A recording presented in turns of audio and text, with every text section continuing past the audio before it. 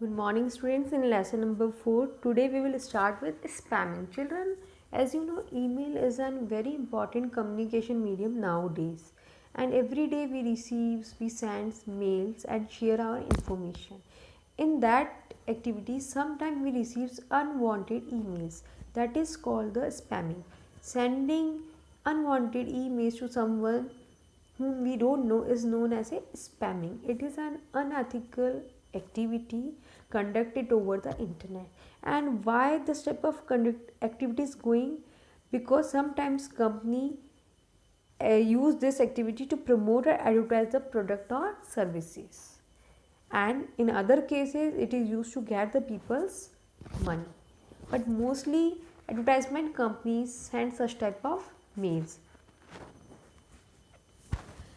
And what are the harmful effects of spam?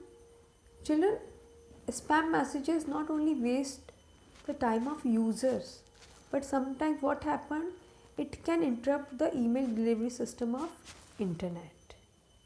Or maybe possible such type of mails may contain some offensive material that are illegal, or this type of messages are used to spread viruses over the computer network system.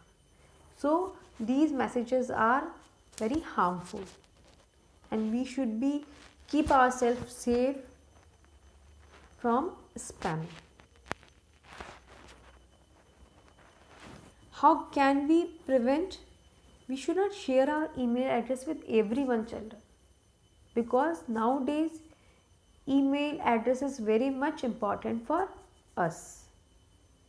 Also, if we feel that these are the spam, we should not read them and we should not open them. Also, we can use filter system, so we can find out the spams. Next activity is phishing. Phishing is also like a spam, in that we also receive the mails from unauthorized users or companies.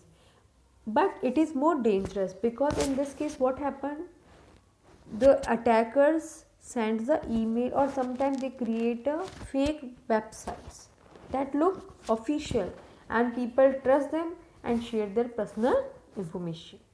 Like suppose we have received a mail, and also we are getting the information about a new websites, and without knowing everything we have opened the websites and we have registered ourselves with sharing our personal information.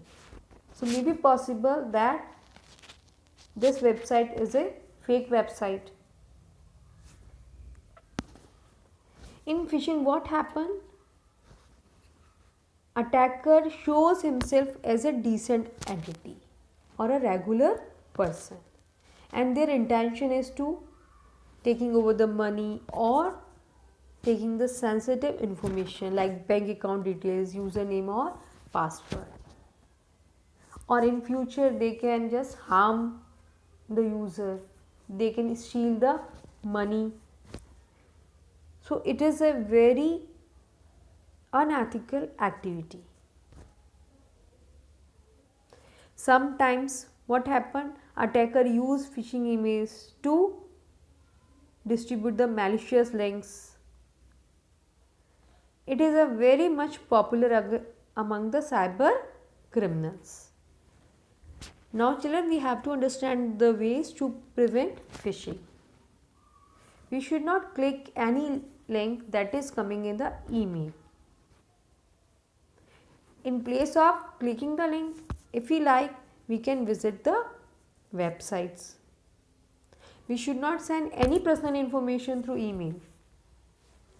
If any company requested for the personal information about account, or company is informing that your account is invalid, please send the information. In place of clicking and sharing the information the company has asked, we should contact the company. Next type of unethical activity is lacking of individual right to privacy. Children, everyone has a right of internet privacy. It means that everyone has a right to decide that who can see our personal information, who can share our personal information. And if someone tried to lack a right, it is also an cybercrime, it is an unethical activity. It is a right of individual to decide that who can read our emails or who can store our emails. So children, you should also take care that you should not share other person's information without the consent of that person. Now we have to understand the internet behaviors that impact our privacy. Sometimes we are also responsible that someone is lacking our privacy.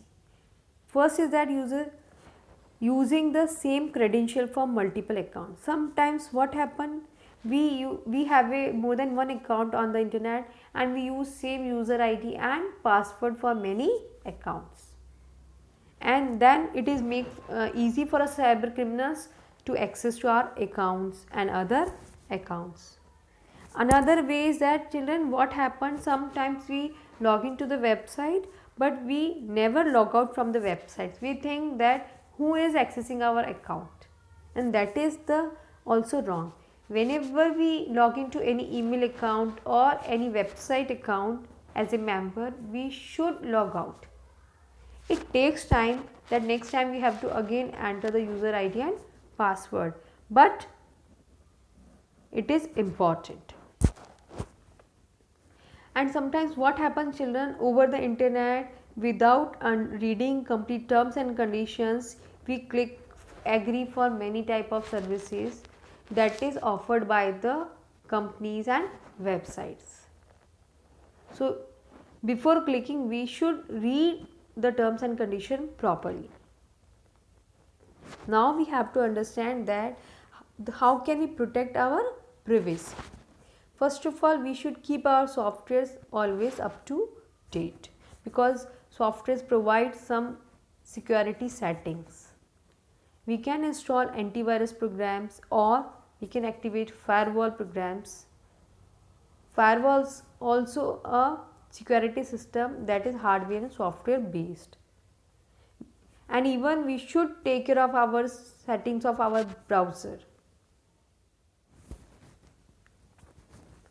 Next children is software piracy. Software piracy means stealing software that is legally protected. Someone is trying to access the software that is not legally of that person.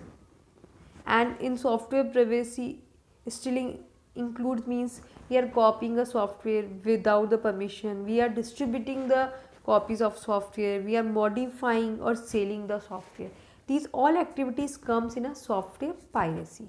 And you know,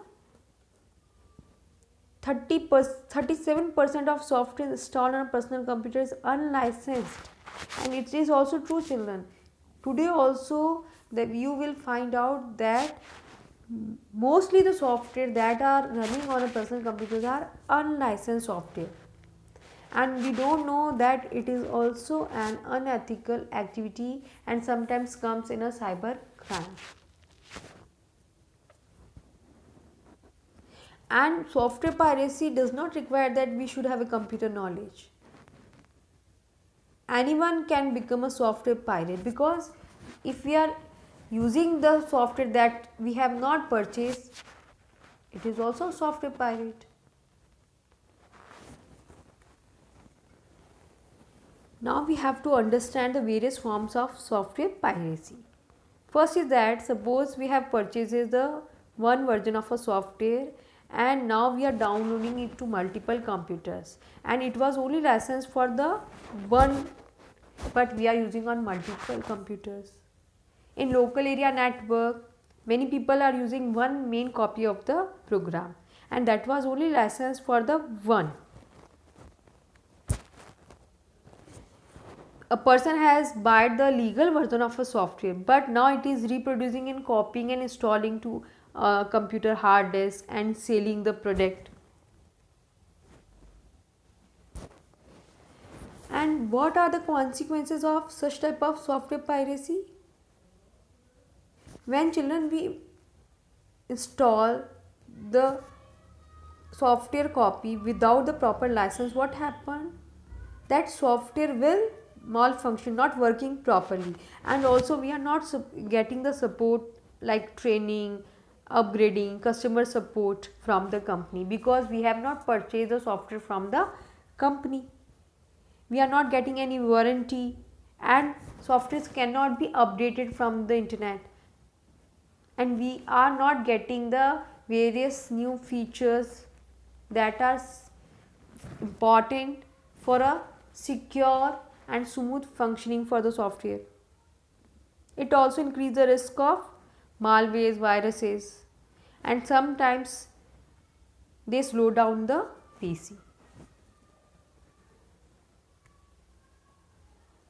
So now we have to understand that how can we protect our computer from software piracy.